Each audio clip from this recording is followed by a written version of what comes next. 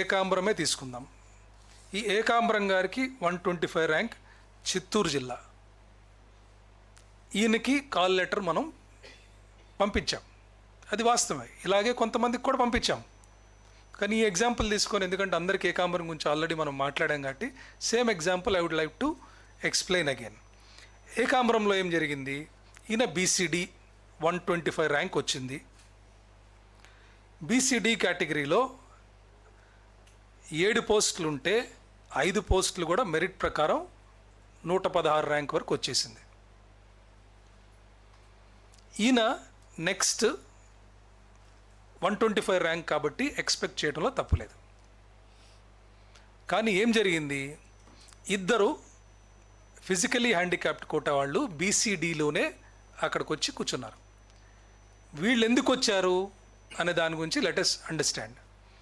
ఒకటి, బుసిరెడ్డి రవి అని OC candidate. ఆయన ఫిజికలీ హ్యాండిక్యాప్డ్ కింద అప్లై చేసి ర్యాంక్ వచ్చి ఓసీలో కాల్ లెటర్ వచ్చింది ఆయనకి. కానీ ఆయన వచ్చిన తర్వాత మెడికల్ బోర్డులో డిస్క్వాలిఫై అయ్యాడు. ఆయన డిస్క్వాలిఫై అయినప్పుడు మరి నెక్స్ట్ ఎవరున్నారని చూస్తాం కదా. హారిజాంటల్ రిజర్వేషన్ అంటే నెక్స్ట్ ఎవరుంటే వాళ్ళని తీసుకెళ్ళి కూర్చోబెట్టాలి. నెక్స్ట్ బీసీడీ ఉంటే బీసీడీలో కూర్చోబెట్టాలి. ఈ బుసిరెడ్డి రవితో పాటు ఇంకొక ఆయన లక్ష్మణుడు, ఎస్సీ కేటగిరీ. ఈయనకి కూడా 108 ర్యాంక్ వచ్చింది ఎస్సీ కేటగిరీలో. ఈయన కూడా ఫిజికలీ హ్యాండిక్యాప్డ్ కింద ఎస్సీ కేటగిరీ కింద వచ్చి మళ్ళా మెడికల్ బోర్డులో డిస్క్వాలిఫై అయ్యాడు. సో ఇక్కడ బుసిరెడ్డి రవి డిస్క్వాలిఫై అయ్యాడు, లక్ష్మణుడు డిస్క్వాలిఫై అయ్యాడు. సో ఇద్దరు పోవటం వల్ల ఇద్దరు నెక్స్ట్ క్యాండిడేట్స్ ఎవరని చూస్తే ఇద్దరు కూడా బీసీడీలో ఉన్నారు. That is something we cannot predict. So అందుకనే హారిజాంటల్ రిజర్వేషన్ అనేది డైనమిక్గా ఉంటుంది.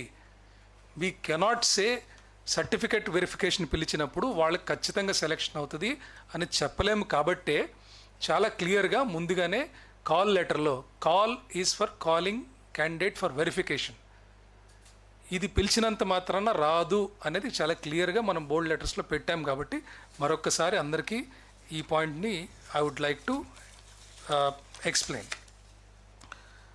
అలాగే మనకి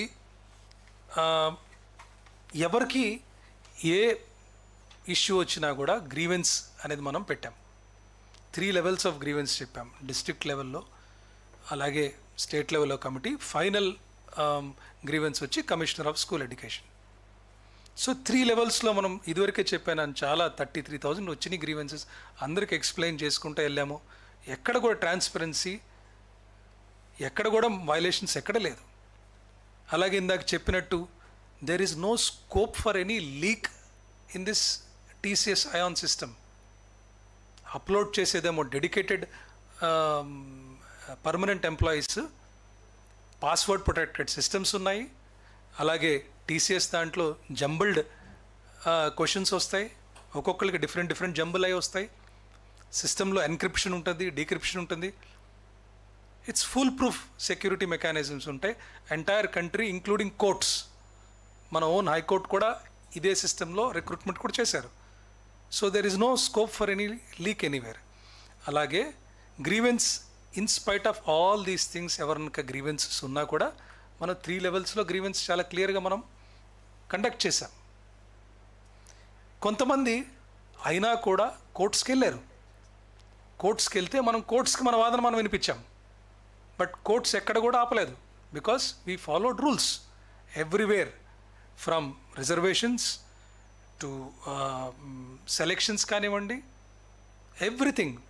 district selection committee appointment letters were given by the district collectors.